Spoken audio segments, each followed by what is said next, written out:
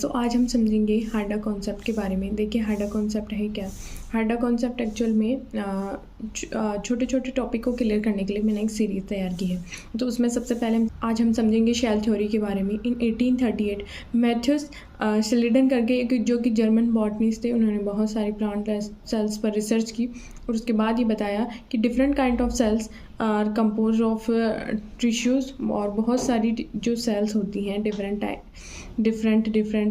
Types की, वो tissue formation करती है। उसी दौरान 1839 में थियोडर स्वान करके एक ब्रिटिश जूलॉजिस्ट थे, उन्होंने बहुत सारी एनिमल सेल्स पर रिसर्च की। उसके बाद ये बताया कि सेल्स पर एक प्लाज्मा मेम्ब्रेन की कवरिंग होती है, और उसके बाद उन्होंने ये बताया कि प्लांट सेल्स पर उन्होंने रिसर्च की, और उसके बाद उन्होंने ये बताया कि एक स्पेशलाइज जो है वॉल प्लांट सेल्स पर पाई गई, जिसे हम शेल वॉल कहते हैं। ये शेल वॉल और ये प्लांट सेल्स का स्पेशलाइज कैरेक्टर हो गया, और जो प्लाज्मा मेम्ब्रेन है वो सब सेल्स में पाई जाती हैं। उसके बाद हमें ये भी पता है कि कुछ बैक्टीरिया में भी सेल वॉल पाई जाती है, लेकिन शेल थ्योरी में इसको बताया नहीं गया, क्योंकि उस टाइम जो है डिस्कवर हो ही रही थी ये चीज़ें, तो उन सब चीज़ों के बारे में ये पता नहीं था।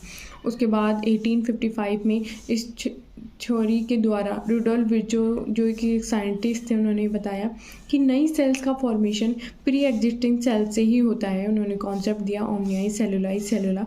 उन्होंने सेमी फ्लूइडेबल मैट्रिक्स पर रिसर्च की। उसके बाद उन्होंने देखा कि ऑर्गेनिज इन पर वर्क करते हैं। उसके बाद इन्हीं ऑर्गेनिलीज से नई सेल्स का फॉर्मेशन हो जाता है। तो जो सबसे ज़्यादा जो क्वेश्चन पूछे जाते हैं वो रुडोल्फ विर्चो की थ्योरी पर ही आते हैं।